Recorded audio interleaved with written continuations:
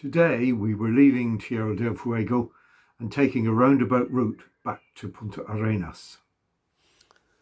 We left Porvenir at 6:30 a.m.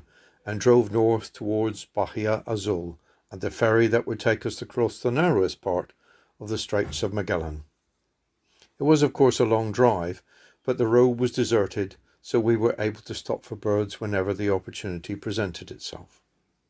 Perhaps the best was a very smart Magellanic oyster catcher, but there was a supporting cast which included silver teal and Patagonian yellowfinch.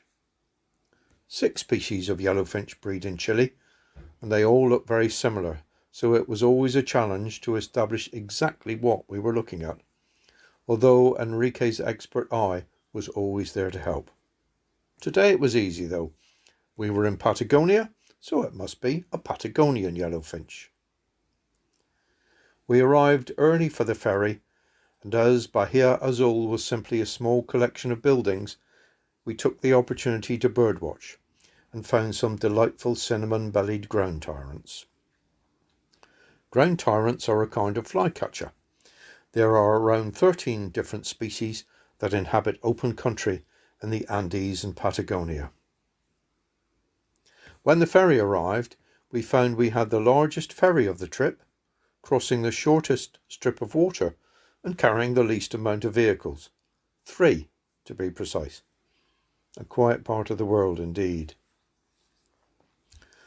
While waiting to set off, we saw a snowy sheathbill perched on the prow of another ferry.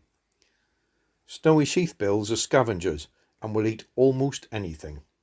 They normally live in Antarctica and the South Atlantic Islands, scavenging around penguin colonies, but do migrate further north in winter.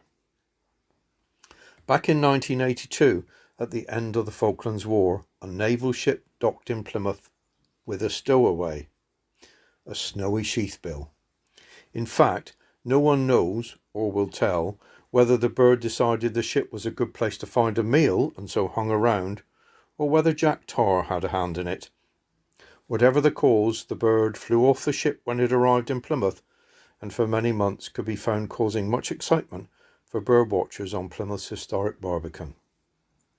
Although of course the sheathbill eventually died, it can still be found, stuffed and looking remarkably perky, in a glass case in the front room of a member of the Devon Birdwatching and, ironically, Preservation Society. The straits were like a mill pond and the sun was really warm. Could this really be wild and windy Patagonia? After arriving in Punta Delgada on the mainland, we took the coast road, stopping along the way for a small flock of ashy-headed geese.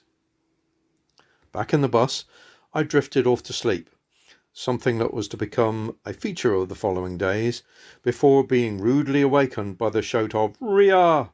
as the bus stopped suddenly and we all piled out to look. This was a Darwin's or lesser rhea.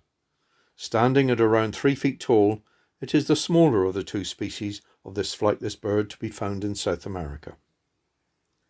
There was one more diversion, to a small lake Enrique somehow found in the middle of a vast, empty plain where we saw silvery grebes in courtship display. It was then full steam ahead for Punta Arenas, where we actually arrived early enough for a drink at the hotel bar.